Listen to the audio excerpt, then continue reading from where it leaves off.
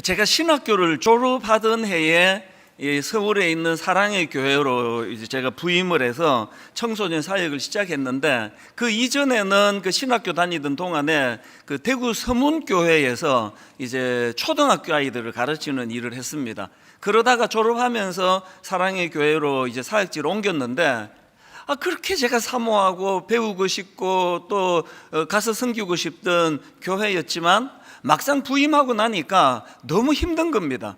그래서 사실은 그 부임하고 초기에 갈등을 좀 많이 했습니다. 무엇보다도 막 사람이 너무 많은 겁니다. 그 사랑의 교회에 막 이 적응이 잘 안 되고요. 그리고 또 이 강남이라는 지역이 이게 제가 자란 환경하고 너무 다르다 보니까 그 뭐 아이들이 이게 저랑 너무 다른 겁니다. 우선 애들이 막 너무 예뻐요.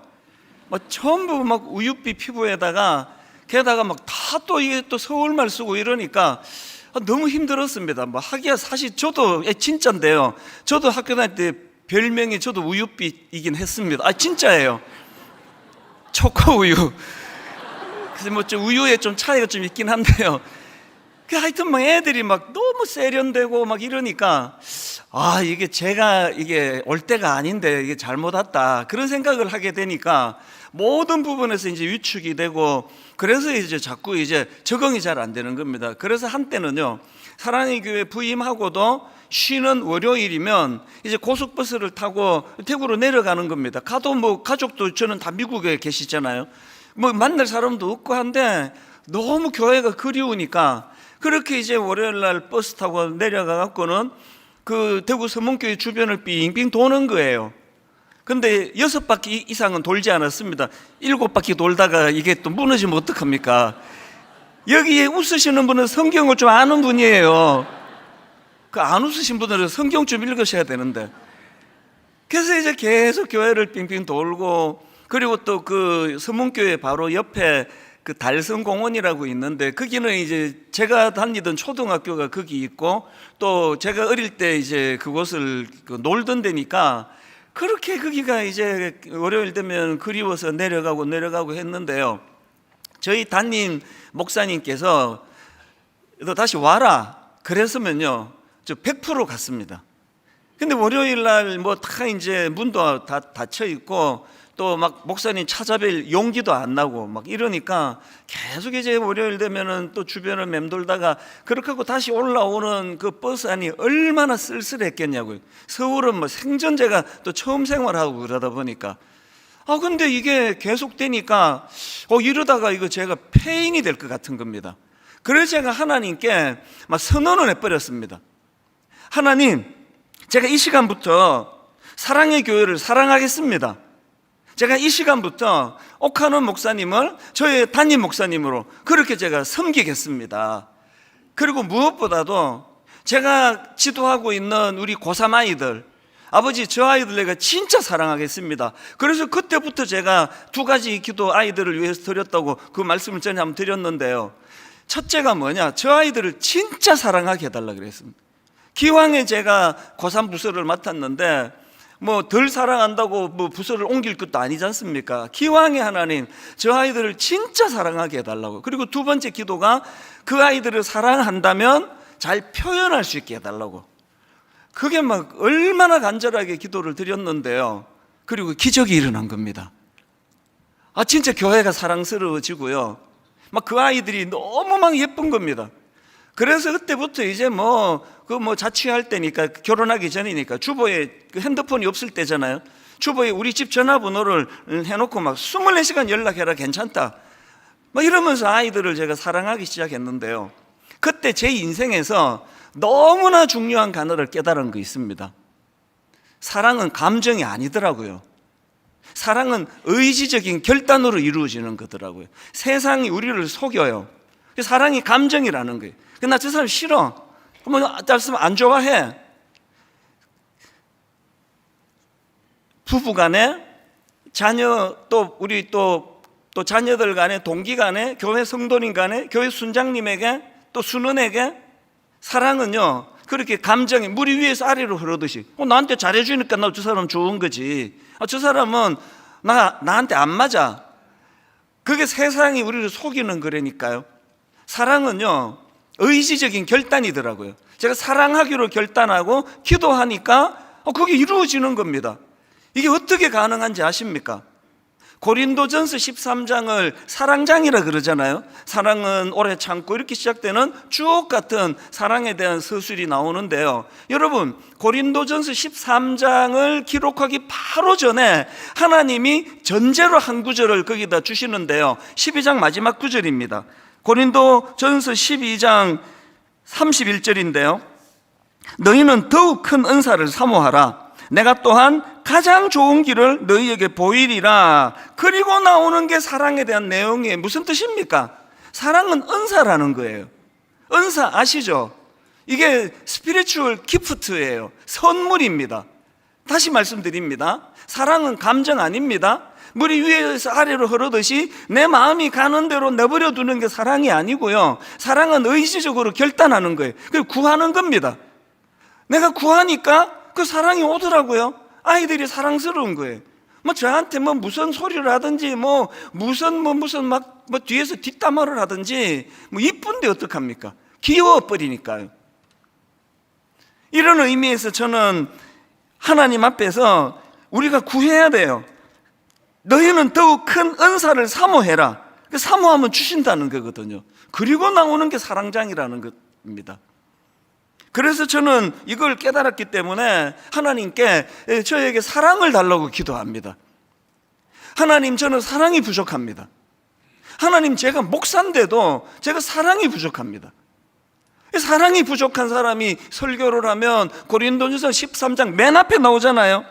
그 울리는 꽹가리 같다고요. 사랑 없이 행하는 모든 행동들, 사랑 없이 행하는 어떤 말도 그 소음만 유발하는 그 꽹가리 같은 거라고. 오늘 제가 꽹가리 같은 그런 소음을 난무하는 설교를 하지 않기 위해서는 어떻게 해야 됩니까? 사랑을 구해야 되니까요. 하나님, 저에게 사랑을 주시기 원합니다. 요즘에는 사랑과 관련해서 조금 더 구체적으로 기도하는데요. 그게 바로 방금 읽었던 오늘 본문입니다. 가장 저는 중요하게 요즘에 생각하는 게, 13장 5절을 다시 보십시오. 사랑을 이렇게 하나님 정의하세요. 무례히 행하지 아니하며 자기의 유익을 구하지 아니하며. 언제 한 항목 제가 다 이제 설명을 드리면서 설교할 날이 올 거라고 저는 생각하는데, 그 중에 오늘은 딱 하나예요. 딱 하나. 사랑은 자기의 유익을 구하지 않는 것이다. 오늘 이거에 대해서 한번 이제 살펴보기를 원하는데요. 비슷한 말씀을 하나님이 여러 군데서 반복하세요. 그 대표적인 게 고린도전서 10장 23절입니다. 모든 것이 가하나 모든 것이 유익한 것은 아니요, 모든 것이 가하나 모든 것이 덕을 세우는 것은 아니니. 그 다음 보세요. 누구든지 자기의 유익을 구하지 말고 남의 유익을 구하라. 또 빌립보서 2장 4절. 각각 자기 일을 돌볼 뿐더러 또한 각각 다른 사람들의 일을 돌보아 나의 기쁨을 충만하게 하라. 자기 일을 돌보는 거, 자기를 사랑한 걸 뭐라 그러지 않아요. 하나님께서는 네 사랑하는 거 그거 당연한 거 아니냐, 괜찮다. 그런데 그거를 고의도록 해놓고 너한테만 집중하면 그게 반드시 문제가 된다. 흘려보내라. 이게 그거예요. 자기 일을 돌볼 뿐 아니라 각각 다른 사람들의 일도 돌보아라는 거거든요. 제가 한 2주 전인가 그 아담과 하와의 타락 과정의 그 상황을 분석해 드린 적이 있지 않습니까? 아담과 하와가 그 선악과, 먹지 말라고 한 선악과가 너무 먹음직스러워서 막 독보적이어서 그 따먹은 거 아니라 그랬잖아요. 6절을 다시 한번 보세요. 창세기 3장 6절. 여자가 그 나무를 본즉 먹음직도 하고 보암직도 하고 지혜롭게 할 만큼 탐스럽기도 한 나무인지라. 이게 막 그 나무가 독보적으로 먹음직스럽고 보암직해서 먹은 게 아니라고 그랬잖아요. 왜? 모든 나무가 다 그랬다고. 창세기 2장 9절이 그거 아닙니까? 주 하나님은 보기에 아름답고 먹기에 좋은 열매를 맺는 온갖 나무를 땅에서 자라게 하시고, 그래서 여러분, 아담과 하와가요, 그 선악과에 집중하지 않더라도 그냥 부족함이 없는 거예요. 모든 나무가 다 매력적이에요. 모든 나무의 열매가 다 너무나 먹음직스럽고 보암직스러운 거예요. 그래서 제가 그때 분석해 드렸지 않습니까? 아담과 하와는요, 환경이 나빠서 타락한 게 아니고 또 상황 때문에 타락한 게 아니고요, 그는 감사하지 못해서, 만족하지 못해서, 그래서 타락했다, 그런 말씀을 제가 드렸는데, 신학자 라인 홀든 리버는 또 이걸 또 다른 각도로 설명하는 글을 제가 읽었습니다. 이렇게 이야기했습니다. 첫 인간, 그 아담과 하와죠, 첫 인간이 저지른 범죄의 핵심은 교만이고, 그 다음이 중요합니다. 그 본질은 자기중심성이다. 아담과 하와가 왜 무너졌냐? 유난히 먹음직스러운 걸 못 먹게 해서 참다 먹은 게 아니고요, 자기중심성. 여러분 아시죠? 자기중심성의 가장 강력한 특징은 자기 만족을 빼앗아 버리는 거예요. 지나친 자기중심성은, 그런 인생은 만족함이 없습니다. 여러분, 그 부부간에 어떤 문제가 자꾸 생기잖아요.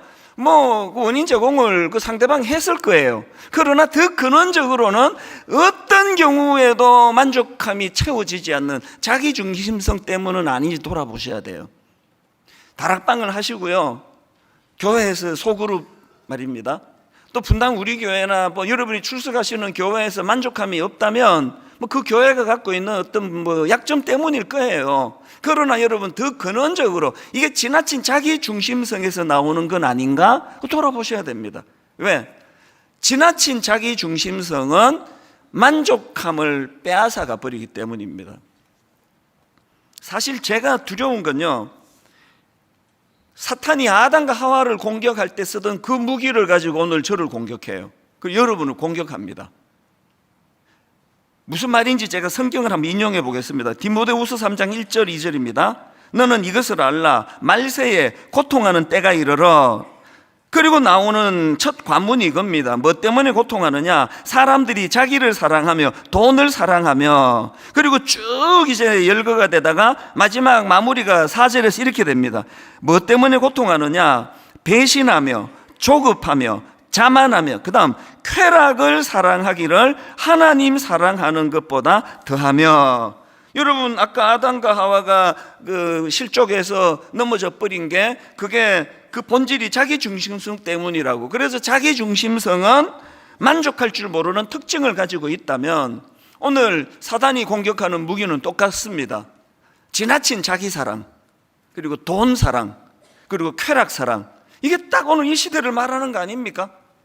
어떤 것으로도 채워지지 않기 때문에 쾌락을 더 추구하고, 쾌락을 더 추구하고, 쾌락을 더 추구하고, 그러다가 이제 약물에 손을 대고 마약에 손을 대고, 그러면서도 쾌락을 끊임없이 추구해 주는 거 아닙니까?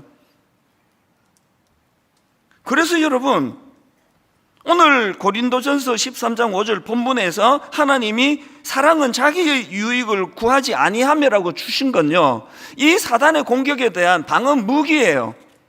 아니, 내가 지금 만족해버리는데, 난 내 아내로, 난 내 남편으로 만족해버리는데 사탄이 뭘로 공격하겠냐고요.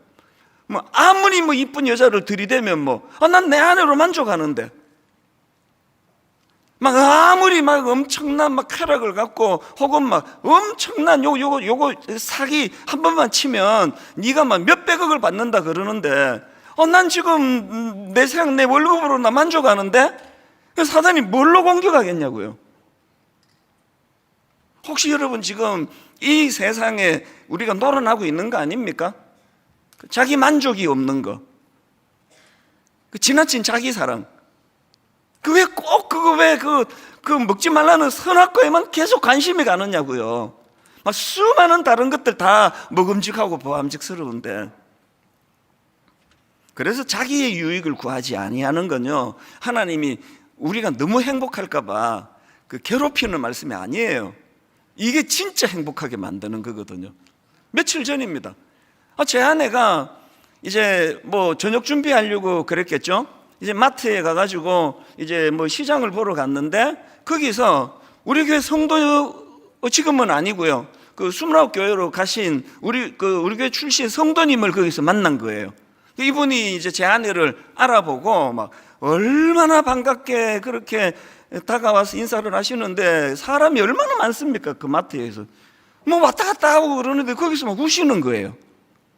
이 여성도님이 왜 그렇게 우시는가 했더니, 1만 성도 파송 운동의 이제 일환으로 이제 29교회 중에 한 교회로 가신 겁니다.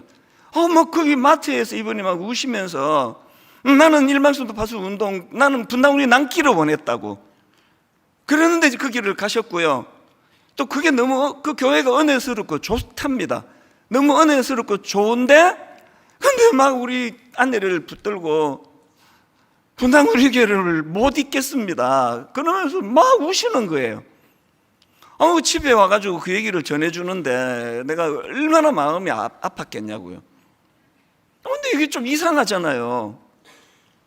강제로 한 거 아닌데, 나는 안 가고 싶었는데 이분이 왜 가셨냐고요. 왜 가셨냐고요. 사랑은 자기의 유익을 구하지 아니하며 29교회를 살리기 위해서 가신 거 아닙니까? 그래서 지금 29교회 모든 교회가 다 자립을 했거든요. 1년이 지난 지금 그렇게 순종해서 저 눈물로 29교회로 가신 모든 분들을 저는 너무 감사하게 생각하고요. 그리고 또 남아 계시는 여러분, 남아서 이 교회를 참 위해서 지키고 계시는 거 저 너무 감사해요. 그래서 파송되어 가시거나 남으시거나가 중요한 게 아니에요. 중요한 건 우리들 중심에 어떤 중심으로 지금 내가 신앙생활을 하고 있는가, 자기의 유익을 구하지 아니하고요. 그래서 이제 오늘 예배 마치시고 그 사역박람회 나가시다가 이런 1인 1기 여러분 꼭 신청하시고 교회를 섬겨 주셔야 되는 거예요. 근데 결론이 저렇게 날 줄 알았지 라고 생각하신다면 잘 보신 거예요. 그래서 하셔야 돼요. 그래서 이 큰 교회가 그 소수 몇 명이 너무나 막 힘들게 하지 않도록 모두가 다 백지장을 맞들면서 그렇게 나가야 되는 겁니다. 그래서 저는 오늘 이런 의미에서 자기의 유익을 구하지 아니하며, 이 말씀을 주신 하나님 말씀을 우리가 묵상하면서요, 이제 좀 더 구체적으로 살펴보기 원합니다. 왜 자기의 유익을 구하지 않는 게 그게 우리에게 복이냐는 거예요. 그게 왜 우리에게 유익하냐는 겁니다. 두 가지로 정리해 드릴게요. 첫째로요, 여러분 왜 우리가 자기 유익만이 아니라 타인의 유익도 살펴야 되는가 하면, 바로 그게 그 타인을 위한 선한 영향력과 섬김의 길이기 때문에 그렇습니다. 한마디로 그게 가치 있는 인생의 길이기 때문에 그렇습니다. 예를 들어 볼까요? 그 대표적인 케이스가 모세 아닙니까? 히브리서 11장 24절을 보십시오. 믿음으로 모세는 장성하여 바로의 공주의 아들이라 칭함받기를 거절하고 도리어 하나님의 백성과 함께 고난받기를 잠시 죄악의 낙을 누리는 것보다 더 좋아하고, 모세는요 그냥 왕궁에서 살았으면 돼요. 왜 그 고생을 한 겁니까? 모세 내면에 하나님 신 부담감이 이거 아닙니까? 각각 자기 일을 돌볼 뿐 아니라 다른 사람들의 일도 돌보아야 한다는 이 하나님의 정신에 모세가 순종했기 때문에 자기 동족을 사랑했고, 그래서 그냥 안 해도 되는 고생을 엄청 많이 한 거 아닙니까? 그래서 모세가요 그냥 눈 한번 찔끔 감고 그냥 뭐 왕궁에서 그렇게 호요식하고 살았으면 뭐 그 누가 비난합니까? 그 길 뭐 편하게 잘 살았을 거예요. 근데 여러분, 그랬더라면요 모세가 이 땅에서 했어야 되는 가치 있는 일은 못하고 살았을 거 아니냐고요. 모세가 왕궁에서 왕궁으로 입양돼 가지고 왕궁에서 그렇게 살다 호요식하고 죽었으면 오늘 우리가 모세를 어떻게 기억하느냐고요. 오늘 여러분 수천 년이 지난 지금까지도 우리가 모세를 흠모할 수 있는 건 그가 바로 자기만을 위해 사는 게 아니라 타인의 유익도 살폈기 때문에 그 존재가 엄청 가치 있는 존재가 되어버린 거예요. 오늘 여러분, 제가 만약에 뭔 일로 정말 우리 대한민국을 내가 구할 수만 있다면, 제가 뭔 일로 대한민국을 막 결정적으로 제가 섬길 수 있는 그런 역할을 제가 할 수만 있다면 그것보다 더 영광스러운 일이 있겠습니까? 몸도 불살할 것 같아요. 이 꿈을 우리가 꾸시는 거예요. 너무 그 좁은 자리에서 좁은 걸로, 그래서 그 포만감이라는 거, 그 뭐 밥 몇 숟가락 먹었다고 그렇게 배가 벌써 부르냐고요. 한창 먹는 그 우리 아들 보면은 막 엄청나게 먹는데 부러워요. 포만감을 너무 빨리 가지지 않으시는 거예요. 그 가치 있는 인생으로 살고자 하는 선한 욕망, 이게 오늘 우리에게 하나님이 요구하신다는 거거든. 그 다음 두 번째로, 다른 사람의 유익도 살피면서 사는 게 왜 필요하냐? 그게 우리 자신을 위한 행복의 길이기 때문에 그렇습니다. 저는 하나님이 저를 사랑하시는 거 확신하거든요. 여러분, 하나님이 여러분 사랑하시는 거 믿으십니까? 저 확신합니다. 그래서요, 하나님은요, 제가 손해되는 거, 하나님은요, 제가 불행해지는 거 절대 요구하지 않는다고 생각합니다. 제가 타인을 위해 섬기고 분당 우리 교회 29교회로 나누고 또 뭐 지금 막 여러 가지 미자리 교회를 돕는 이런 일 하는 게, 그게 우리의 행복을 갉아먹는 일이라면 하나님 절대 하지 마라 그래. 하지 마. 괜찮아. 난 네가 행복하기를 원해. 왜 하나님은 나 자신을 돌아볼 뿐만 아니라 주변에 연약한 이웃도 돌아보라고 하시는가 하면, 그게 진짜 우리가 행복해지는 길이거든요. 아낌없이 주는 나무, 제가 그 그림 동화책을 좋아한다 그랬잖아요. 이건 뭐 사다 놓고 여러 번 제가 읽었는데요, 최근에 이 아낌없이 주는 나무라는 그림 동화책을 읽다가 내가 놓치고 있던 하나를 내가 발견하기, 새로 내가 울컥하는 겁니다. 그 아낌없이 주는 나무, 그 이야기 다 아시죠? 그 그림책이, 스토리가 이렇게 시작됩니다. 옛날에 나무가 한 그루 있었습니다. 그리고 그 나무에게는 사랑하는 소년이 하나 있었습니다. 그래서 이제 아낌없이 이제 주는 나무가 됐는데요, 그 소년이 어릴 때는 그 아이의 그네가 되어줬어요. 그래서 나무가 그네를 다는 도구가 되고, 그렇게 아이의 놀이터를 제공해 줬는데요, 그러다가 이제 그 소년이 어른이 되어가는 과정에서 돈이 필요하다고 하니까 그 나무가 무슨 제안을 합니까? 내 열매를 팔아서 사용해라. 내 열매를 가지고 돈 만들어서 쓰라. 괜찮다. 그리고 그 다음에 이제 어른이 된 소년이 이제 집이 필요하다고 하니까 내 가지를 다 쳐가지고 이거 갖고 집 지어라. 나는 뭐 좀 못생겨도 괜찮다, 뭐 그런 거겠죠. 그래서 이제 또 집을 다 지었어요. 그 좀 시간이 또 지나고 소년이 이제 뭐라고 말하는가 하니까, 멀리 여행하기 위해서 자기가 배가 필요하다고 그랬더니 놀랍게도 뭐라고 말하는가 하니까 나무가 내 몸통을 쳐라는 거예요. 그래서 이걸로 배를 만들어라. 그래서 그루터기만 남아있는 흉한 그런 나무가 돼버렸는데, 오랜 세월이 지나고 그 소년이 노인이 됐습니다. 나이가 들어서 이제 그 나무 곁으로 돌아왔는데, 그 나무가 이제 나 이제 나이도 들고 내가 너무 잘 지치는데 내가 이제 쉼터가 필요하다 그랬을 때, 나무가 한 유명한 이야기 아시잖아요. 둥지를 잘라버린, 그래서 흉측하게 된 그 나무가 나를 의자로 써라. 여기서 앉아서 쉬면 된다. 저는 거기까지 늘 이제 읽었는데요, 이번에 이제 제가 막 울컥했던 게 뭐냐 하니까요, 그래서 제가 동화책을 제가 직접 가져왔습니다. 이거 아낌없이 주는 나무, 이거 아들 거 빌린 게 아니고 저 겁니다. 이게 이제 이런 내용들이 쭉 이렇게 나가다가요, 맨 끝에 여기 딱 한 줄, 몇 자 안 돼요. 요 맨 끝에 여기 글자 하나가 있는데요, 여기에 이제 나무 그루터기에 노인 하나가 거기 앉아 있고요, 그게 소년이죠. 맨 마지막에 요 글자가 하나 있더라고요. 그래서 나무는 행복했습니다. 아유, 크게 전 이유는요, 십자가가 생각이 난 겁니다. 그리고 여러분, 윤동주 시인의 그 십자가라는 그 시 다 아시잖아요. 괴로웠던 사나이, 행복했던 예수 그리스도처럼 자기 삶의 십자가가 주어진다면 모가지를 들이우고 꽃처럼 피어나는 피를 어두워가는 하늘 밑에 조용히 흘리겠습니다. 우리가 왜 십자가를 사랑합니까? 십자가는 그 어린 소년에게 나무예요. 당신은 내어주셨어요. 그런데 이 시인의 이 표현이 얼마나 기가 막힙니까?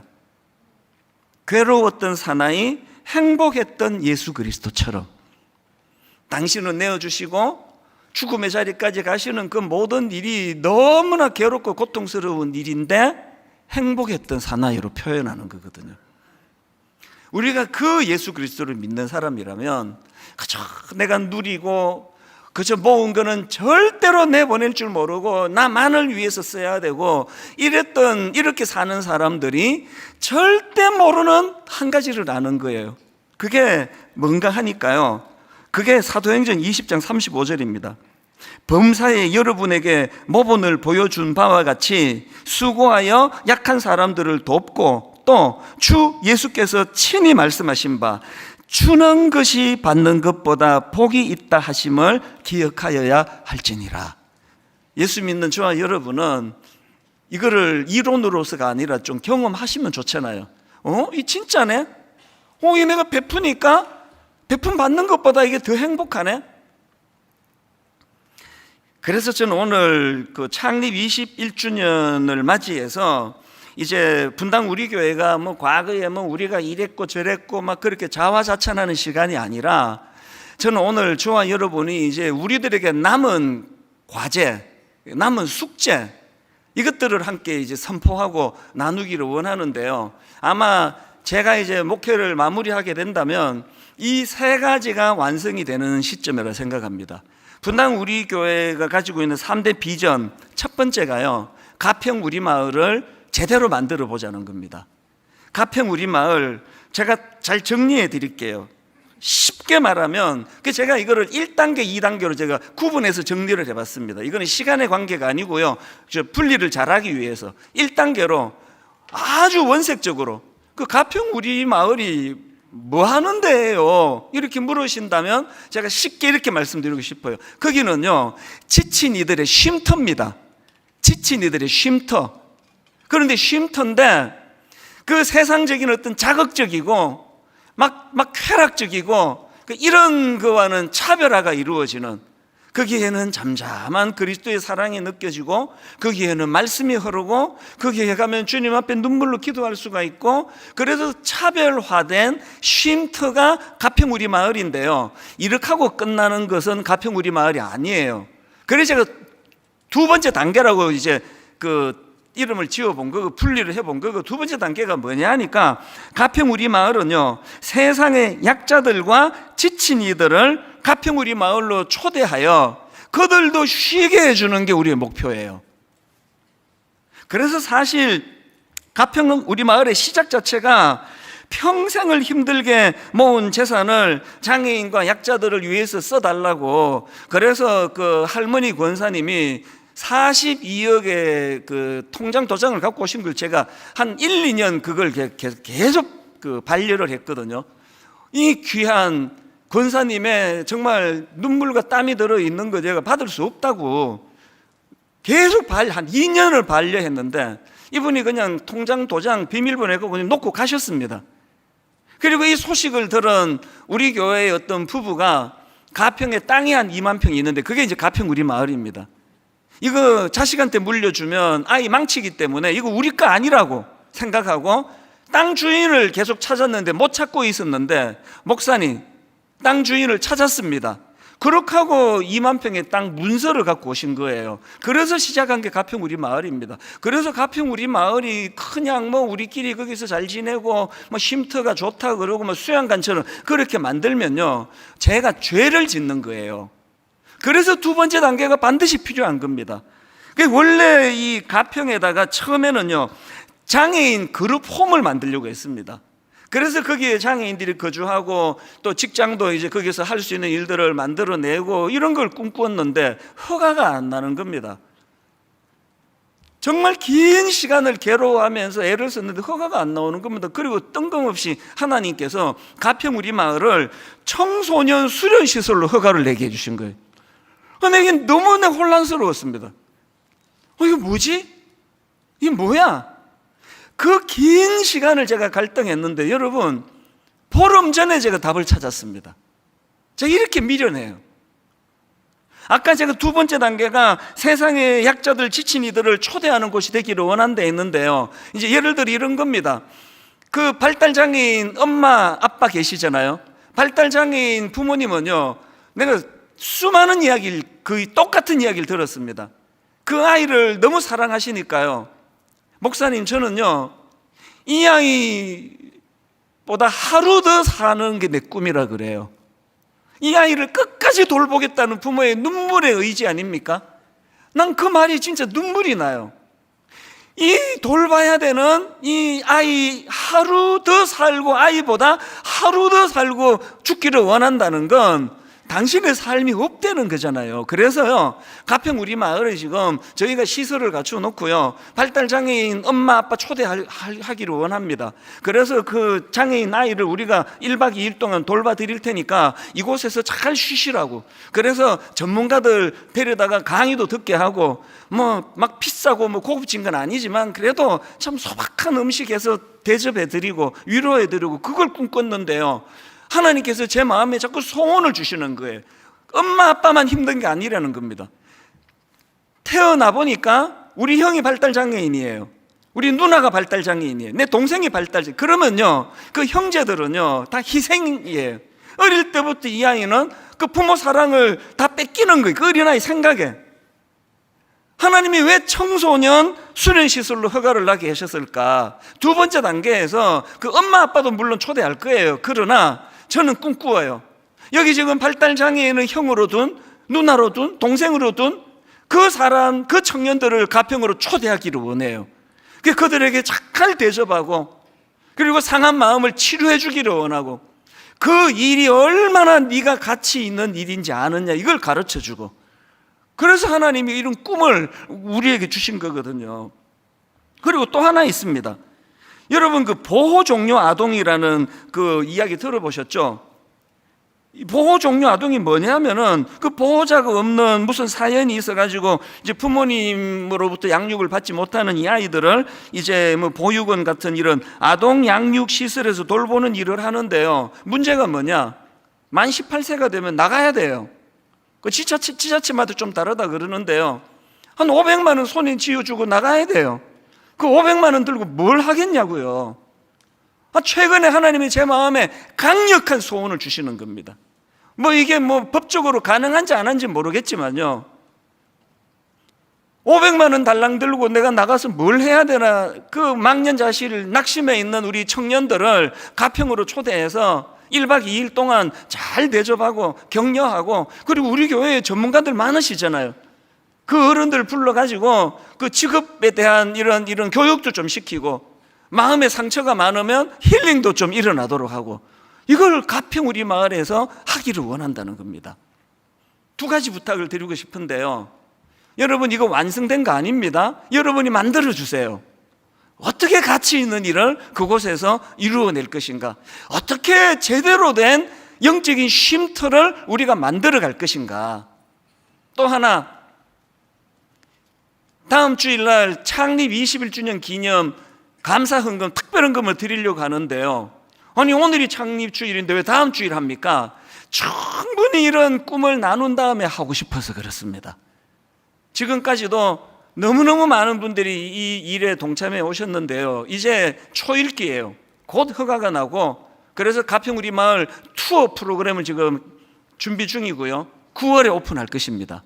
쉼터가 일어나서 지친 이들이 그곳에서 영육간에 쉬기를 바라고, 수많은 초대해야 되는 분들이 초대되어 거기서 쉼을 누리는 일이 일어나기를 기도해 주시기 바랍니다. 이게 우리의 첫 번째, 우리가 꿈꾸고 있는 그 분당 우리 교회의 비전이고요. 두 번째 비전이 드림센터 사회 환원입니다. 이게 사탄의 유혹 같기도 하고요, 하나님의 테스트 같기도 하고요. 뜬금없이 2년 전에 그 내놓지도 않았는데 그 우리 드림센터 팔 생각이 없거든요. 근데 어느 기업에서 그 의향서를 보내왔습니다. 가평 우리 마을을 1,400억에 사겠다, 팔아라. 그리고 이제 그 중재하는 분을 통해서는 1,500억까지 주겠다는 거예요. 이게 사탄의 유혹인가? 하나님이 테스트해 보시는 건가? 단 한 번도 생각해 본 적이 없습니다. 안 팔아요. 저는 꿈꾸거든요. 1,500억 갖고 흉내도 낼 수 없는, 저는 꿈꾸거든요. 저는 드림센터를 우리가 사회 환원했을 때 하나님께서 그곳에서 대한민국에서 단 한 번도 본 적이 없는 빌딩을 만들기를 원해요. 강도 만난 자들의 이웃이 돼서 섬기는 곳이 되기도 하고, 우리 젊은이들을 섬기는 곳이 되기도 하고, 뭐 모르겠습니다. 제가 옛날에 뭐 여러 가지 이러면 좋겠다 저러면 좋겠다 다 잊어주세요. 뭐 저 같은 게 뭐 만들어 갖고 뭐 하겠냐고요. 여러분이 만드셔야 돼요. 그동안에는 가평 우리 마을에 집중하느라고 이거를 오픈을 못했는데, 이제 가평 우리 마을 거의 다 됐거든요. 이제 이 단계는 우리가 같이 꿈꾸는 겁니다. 여기 전문가들 많이 계시잖아요. 어떻게 했으면 좋겠습니까? 그걸 사회 환원했을 때 진짜 거기서 가치 있는 일, 거기에 진짜 그리스도의 사랑이 드러나는 일, 세상 사람들이 그저 교회는 탐욕적이고 지들 배 채우기에 급급하다는 오해를 하고 있는 이 현실에서 정말 거기에 그리스도의 빛과 그리스도의 영광이 드러나는 드림센터가 되도록 여러분 기도해 주시기를 바랍니다. 그리고 같이 꿈을 꾸자고요. 같이 아이디어를 내고. 마지막 세 번째가 꿈 넘어 꿈 프로젝트입니다. 지금 하고 있지 않습니까? 여러분 그 5교회 지난 수요일마다 선정된 담임 목사님 설교하는 젊은 목사님들의 그 설교와 눈물을 다 보셨잖아요. 용기가 난다고. 이제 한번 내가 교회 부흥을 위하여 한번 애써보겠다고. 한 교회당 4억 원씩을 지원하는 이 프로젝트가 연말까지 11교회로 완성이 될 거고요. 이제 그 다음 해부터는 지방으로 내려갈 겁니다. 경상도 지역에, 충청도 지역에, 전라도 지역에, 강원도 지역에, 제주도에, 수도권에 순차적으로 한 단계 한 단계 우리가 그런 작은 교회들을 섬겨 나간다고 하면은 이렇게 큰 은혜를 누린 우리가 하나님께 그거를 보답하는 길이라고 저는 생각하거든요. 이 세 가지 비전을 뭐 하나보다 이러시면 안 되고요. 이게 여러분의 꿈이 되고 여러분의 비전이 되기를 간절히 바랍니다. 결론을 이렇게 맺기 원합니다. 제가 청소년 사회 갈 때들에게 막 거의 막 자주 외치게 했던 거 따라해라. 돈 벌어 남주자. 은혜 받아 다시 공부해서 남주자. 애들이 없으니까 돈 버는 사람만 있으니까 그게 먼저 나온 것 같아요. 공부해서 남주자. 돈 벌어서 남주자. 은혜 받아 남주자. 한국 교회가 은혜 받아가지고 뭐 1000만이니 어쩌니 숫자만 자랑하고 있었지 언제 그걸 흘려보낸 적이 있냐고요. 라고 말하면 안 되고 많이 흘려보냈지만 그걸로도 부족하다고 세상은 말하잖아요. 한번 따라해 보시고 결론을 맺을게요. 이건 해당은 안 되긴 한데 그래도 자 해보세요. 공부해서 남주자. 돈 벌어서 남주자. 은혜 받아서 남주자. 이게 사랑이래요. 하나님은 이게 사랑이랍니다.